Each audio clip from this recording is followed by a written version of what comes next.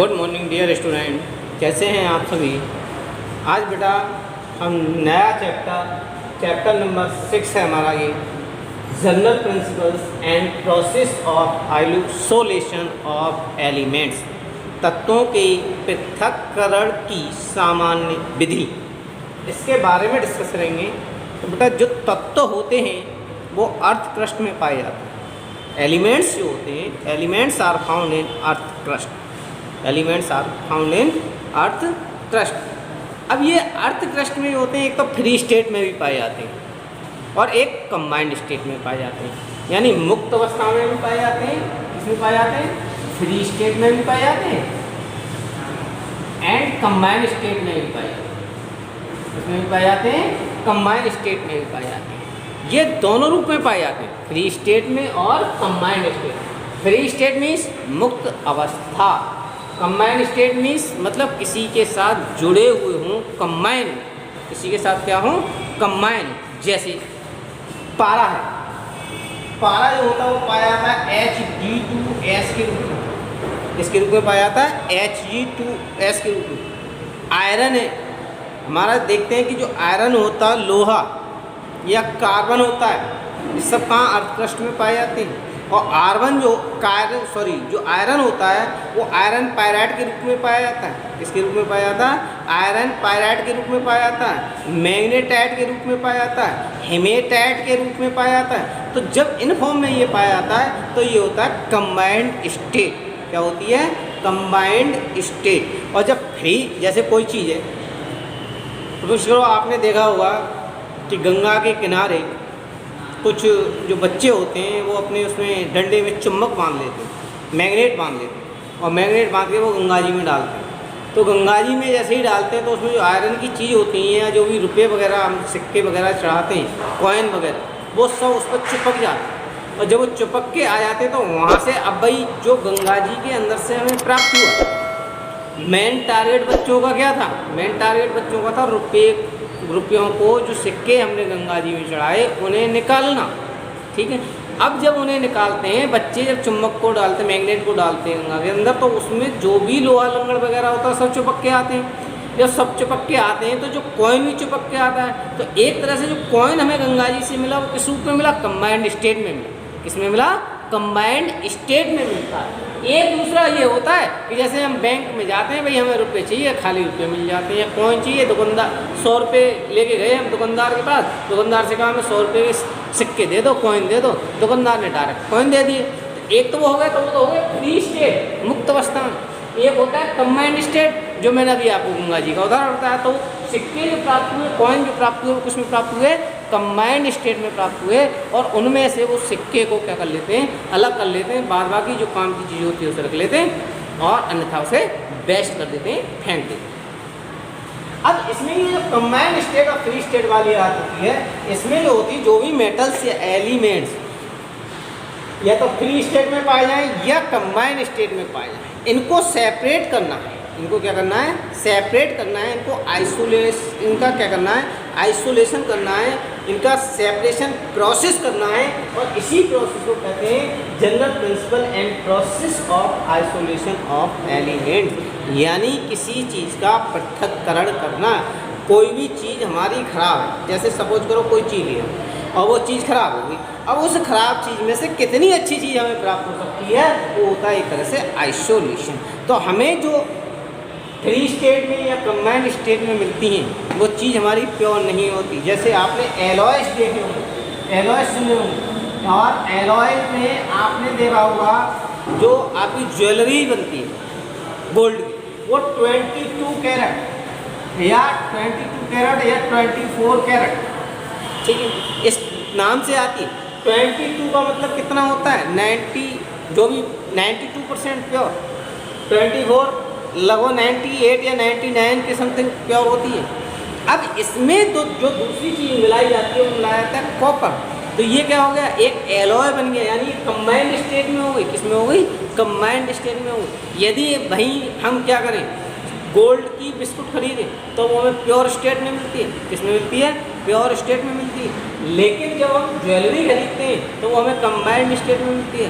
इसी तरह से स्टेनलेस स्टील जो बर्तन आप खरीदने जाते हैं वो सब किस में मिलते हैं, कंबाइंड रूप में मिलते हैं। ठीक है, अब बात ये आती है कि जो फ्री स्टेट और कंबाइंड स्टेट में मिलते हैं इसमें दो चीज़ होती है। एक तो मिनरल्स होते हैं, क्या होते हैं, मिनरल्स। एक तो कहलाते हैं हमारे मिनरल्स और दूसरे कहलाते हैं हमारे ओर्स। मिनरल्स को हिंदी में कहते हैं हम खनिज और इन्हें कहते हैं अयस्क।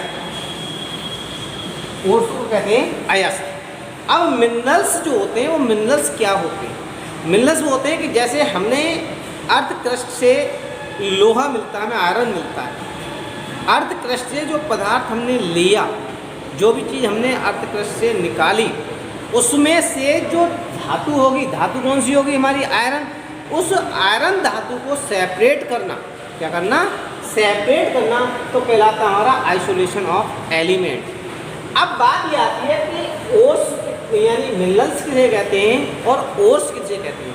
मिनरल्स जो होते हैं जिनसे ये कंबाइंड और फ्री दोनों स्टेट में पाए जाते हैं, कंबाइंड में भी पाए जाते हैं एंड फ्री स्टेट दोनों में भी पाए जाते हैं। अब जो कंबाइंड और फ्री स्टेट में पाए जा रहे हैं इनसे आसानी से इजीली मेटल्स को सेपरेट कर लें, मेटल्स को क्या कर लें, इजीली सेपरेट ऑफ मेटल। जब मेटल्स को इजीली सेपरेट कर लें तो ये तो कहलाते हैं मिनरल्स। क्या कहलाते हैं, मिनरल्स। अब बात आती है कि ओर्स क्या होते हैं। ओर्स जो होते हैं, जैसे हमें कोई मिनरल्स मिला और उस मिनरल से धातु को आसानी से क्या कर लिया, एक्सट्रैक्ट कर लिया। जैसे सपोज करो हमारे ये मिनरल्स थे कंबाइंड और फ्री स्टेट में, इसमें क्या थी, मेटल्स थी। अब वो मेटल्स हमने इससे सेपरेट करी तो वो प्योर तो होंगी नहीं। अब जो मिनरल्स हमारे प्राप्त हुए उनमें से भी क्या करते हैं, जो मेटल्स होती हैं उन्हें एक प्योर स्टेट में ले लेते हैं। क्या कर लेते हैं, प्योर स्टेट में जब ले लें तो वो कहलाते हैं हमारे ओर्स। यानी जो मिनरल से आसानी से, मिनरल से किससे, फ्रॉम मिनरल, मिनरल से जो मेटल्स होती हैं उनको आसानी से क्या कर लें, प्योर स्टेट में प्राप्त कर लें, that is known as ores यानी अयस्क। मिनरल्स खनिज वे होते हैं जो कंबाइंड और फ्री स्टेट में पाए जाते हैं, जिनसे धातुओं को आसानी से निकाला जा सकता है। मिनरल अयस्क होते हैं, जो मिनरल्स होते हैं उन मिनरल्स से अयस्क मतलब जो भी धातु होती है उनको निकालना अयस्क कहलाता है। अब जो ओर्स होते हैं वो हमारे सल्फाइड है ओर्स भी होते हैं और हमारे कार्बोनेट ओर्स भी होते हैं, कार्बोनेट ओर्स भी होते हैं। ओर्स, अब कुछ सल्फाइड ओर्स के नाम हैं, जैसे आयरन सल्फाइड। क्या है, iron sulphide. Iron sulphide, iron sulphide का फॉर्मूला होता है FeS2। कॉपर ये होता है हमारा कॉपर सल्फाइड। क्या होता है, copper sulphide CuS2। Copper sulphide क्या होता है, CuFeS2। कॉपर सल्फाइड का सूत्र होता है CuFeS2। एक होता है हमारा जिंक ब्लेंडी, जो सबसे ज़्यादा पूछा जाता है, ध्यान रखेंगे इसका फॉर्मूला। जिंक ब्लेंडी फॉर्मूला होता है ZnS। फॉर्मूला क्या होता है इसका, ZnS। क्लियर है। और एक होता है हमारा कॉपर ग्लांस। क्या होता है, कॉपर ग्लांस। इसका फॉर्मूला होता है हमारा Cu2S। अब देखें ये ओर्स है, मिनरल ओर्स, मिनरल से मेटल्स आसानी से प्राप्त होंगे और जो ओर्स थे उनमें जो मिनरल्स थे उनसे हमने मेटल्स को आसानी से प्राप्त कर लिया।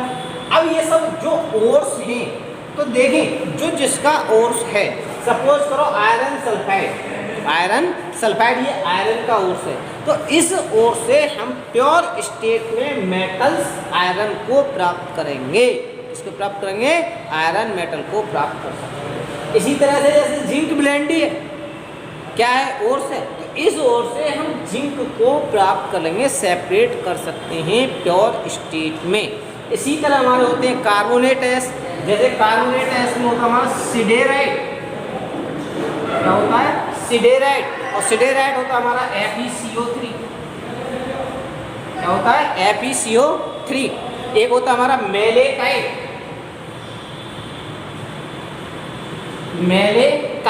मेलेकाइट जो होता है वो होता है हमारा CuCO3 इंटू CuOH का होल ट्वाइस, यानी कॉपर कार्बोनेट और कॉपर हाइड्रोक्साइड का जो मिक्सचर होता है that is known as malachite. एक और होता है हमारा एज्यूराइट। क्या होता है हमारा? एज्यूराइट। इसमें क्या होता है? एज्यूराइट में केवल ट्वाइस CuCO3 इंटू CuOH का ट्वाइस। ये लगा देते हैं। कहने का मतलब जो मेलेकाइट होता है वो CuCO3 इंटू CuOH का होल ट्वाइस होता है, और जो एज्यूराइट होता है वो ट्वाइस मेलेकाइट में यदि 2 की मल्टीप्लाई कर दें तो दैट इज नोन एज एज्यूराइट। तो ये होते हैं हमारे ओर्स, ठीक है। और इन ओर्स से हम जिस मेटल के ये ओर्स हैं, उन मेटल को प्योर स्टेट में प्राप्त कर सकते हैं, इजीली सेपरेट कर सकते हैं प्योर। जैसे आयरन सल्फाइड से आयरन, कॉपर सल्फाइड से कॉपर भी निकाला जा सकता है और आयरन भी निकाला जा सकता है, जिंक ब्लेंडिंग से जिंक और कॉपर ग्लास से कॉपर। इसी तरह सिडेराइट से आयरन, मेलेकाइट से कॉपर, और जो एज्यूराइट होता है उससे कॉपर सेपरेट कर सकते हैं। इससे आगे का टॉपिक नेक्स्ट वीडियो में करेंगे। Okay, thank you.